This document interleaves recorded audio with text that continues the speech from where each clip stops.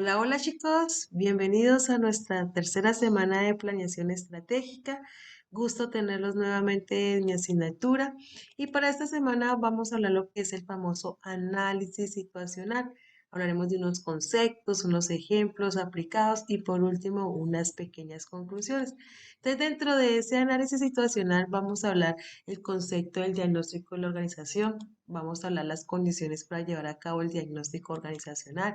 Hablaremos de qué es un análisis situacional, teniendo en cuenta un factor externo, un factor interno.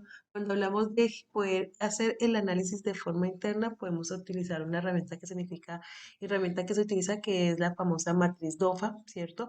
Y cuando hablamos de un análisis situacional de factores externos, podemos hablar de algo que se llama el macroambiente o el microambiente. Vamos a poder ver herramientas que me permitan analizar tanto internamente como externamente lo que sucede dentro de nuestra organización. Entonces vamos a darnos cuenta que es el famoso, el significado del análisis situacional, el movimiento y la planificación estratégica. La idea de ese análisis situacional es que estamos en una situación actual y que yo me pueda proyectar a un futuro y pueda analizar qué ha pasado también en el pasado frente a mis factores internos y frente a mis factores externos. Vamos a hablar del benchmarking, vamos a hablar cuál es el proceso, los objetivos del benchmarking, vamos a hablar de lo que es el macroentorno o el macroambiente. Dentro de ese macroentorno hablaremos de algunos factores que determinan el macroentorno, como lo que es el tema político, el tema económico, el tema legal, el tema del ambiente, la tecnología y todo lo que tiene que ver con el tema social. A eso le generamos o le llamamos un análisis externo. Por eso, hacer un análisis externo tenemos una aplicación o una herramienta que se llama el famoso análisis Pestel. Ese famoso análisis Pestel me ayuda a analizar lo que son los factores políticos, los factores económicos, sociales, tecnológicos, ecológicos y legales que pueden afectar mi organización. Entonces vamos a mostrar aquí como un ejemplo de un análisis Pestel, por ejemplo, de NAI. Hablaremos también de un análisis PETS, que esto tiene que ver con el entorno político, económico, tecnológico y social.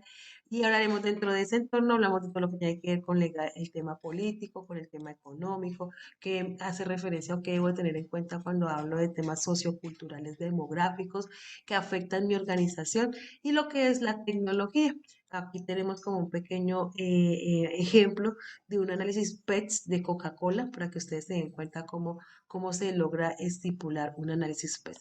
Después vamos a hablar lo que es el tema del medio ambiente, ¿cierto? Un entorno o un macroambiente.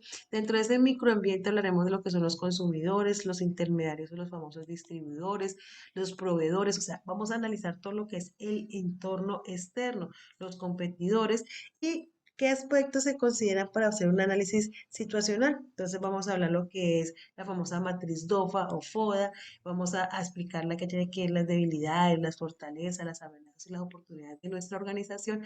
¿Qué características trae esa matriz? ¿Cómo vamos a realizar una matriz? Hay que identificar cuál es mi fortaleza, hay que identificar cuál es mi oportunidad, cuál es mi amenaza y tengo que definir cuáles son mis debilidades, ¿cierto? Para cuando ya tenga eso, pues poder definir una estrategia. Hablaremos de las 5 fuerzas de Porte para que Porte me analice lo que son los proveedores, Porte me analice lo que es el cliente externo, me analice lo que es la competencia.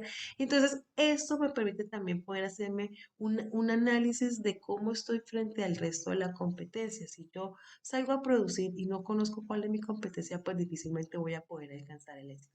Entonces, una herramienta muy interesante, las famosas 5 fuerzas de porte.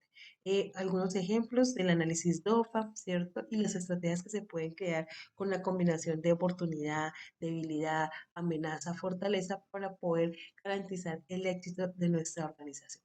Entonces, esta tercera clase, chicos, vamos a poder hacer un análisis de la situación actual de nuestra empresa, ¿cierto? Para poder tomar determinaciones, para poder tomar decisiones, para poder decir qué estrategia vamos a implementar para mejorar lo que tenemos y garantizar el éxito.